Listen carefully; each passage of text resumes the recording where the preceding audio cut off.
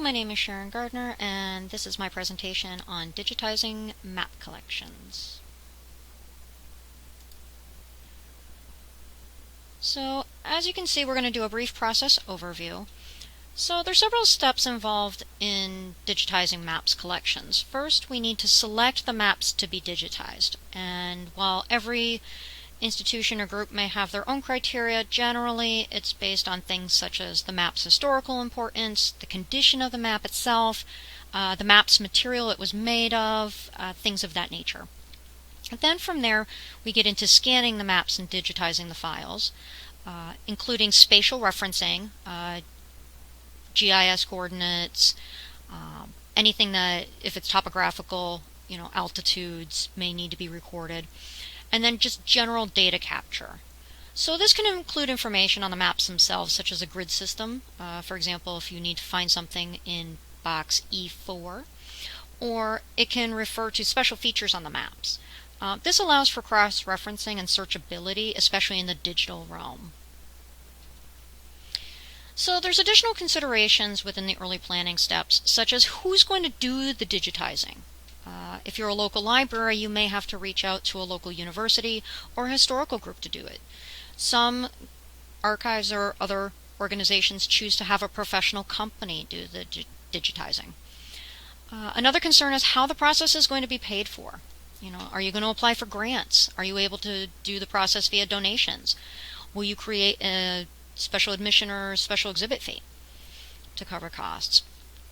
And will you or your organization take advantage of partnerships? For example, within Massachusetts, the Digital Commonwealth Partnership, which allows for free digital scanning as long as they are allowed to upload the digital results to the Digital Commonwealth site. There's several purposes and uses for digitizing map collections. For example, they can be used for historical comparisons to illustrate changes over time. For example, this can be done via overlays. Digitizing maps also allows for the electronic searching and presentation of the materials, and allows for online sharing of unique items from collections to increase interest. So some of the impacts of digitizing map collections is that it gives a visual impact in terms of digital collections, because maps, especially older or historical maps, can attract visitors with their visual style. Some maps had hand illuminations put onto the edges and the sides. Some of them had unique artistic embellishments. So they actually do provide a very specific visual impact to collections.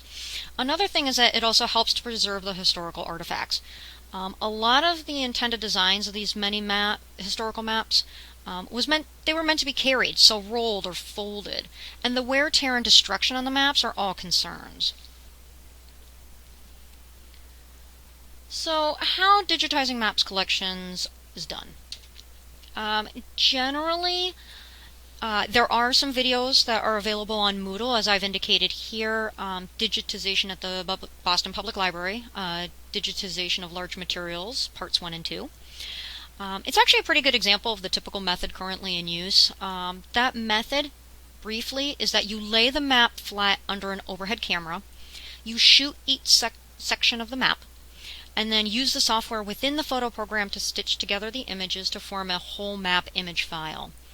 And then you take those map image files and send them out, quote unquote, for processing and metadata addition. Out's relative. It could just be to somebody else in the department.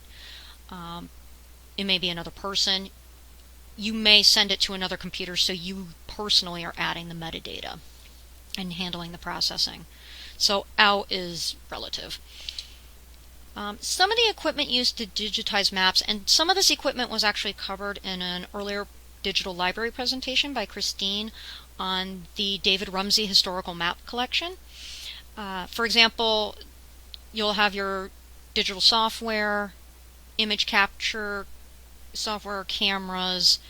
This is a very high-end setup. This is in conjunction with Stanford University, so they have access to a lot of equipment that, for example, a local library probably would not, but the theory is the same. So things like Photoshop for stitching the images together, image compression, the georeferencing software, and ArcGIS, that's for your referencing your longitude, your latitude, GPS points, things of that nature, and then the global mapper, which allows for the GIS mapping software to be applied to it. There are some problems and challenges associated with digitizing maps. For example, the size of the maps. Some of these maps were actually quite large. I've actually personally seen maps that are literally the size of a bedroom floor, so physically handling the maps can actually be a big problem. Another concern is the condition of the original materials, because some of these early maps were done on delicate materials such as onion skin or bark or even a tissue-like paper. This is all very brittle, so the more you handle it, the more likely it is the item is going to be damaged. Another concern is the practicality of the project. So not every map in a collection could technically be worth digitally converting. That's going to be a judgment call for the individual archive or institution. Cost concerns is going to be a concern or challenge, and the size of the overall collection. For example, that David Rumsey collection has been digitized since 1996 and they're still not finished. So in terms of practicality, when you're on a Stanford level budget, you can probably keep going, but not everybody's going to have access to those kinds of resources. Some organizations that have their own digital map collections are places like the USGS, the Geological Survey, and they're actually in the process of adding metadata and catalog information to maps they've already had and been digitizing, and these maps date range from 1884 to 2006. Maps from 2006 on have already had metadata and catalog information applied to it. The goal is to modernize and make more digitally searchable the maps in the National Maps Historical Topographic Map Collection, or the HTMC. Another place is the University of Texas at Austin. They maintain a very large digital map collection with many links to other digital collections, both historic and modern, and of course the David Rumsey collection, which I've mentioned before.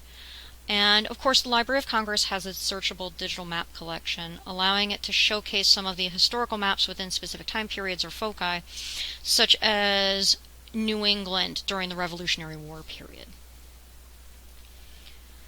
So how does all of this relate to our current digital scrapbook project? Honestly, some does and some doesn't. How the maps collections are digitized is similar to how the materials we're working with were handled. So considerations for both maps and our scrapbook were taken into account. The nature of the objects, the materials that they were made of, how much handling could they take, and they were also photographed in a similar manner, overhead camera, stitched together images. And while we may not need to figure out geopositioning for our objects, we do need to conduct data capture in a similar way to make our materials from the scrapbook searchable and findable.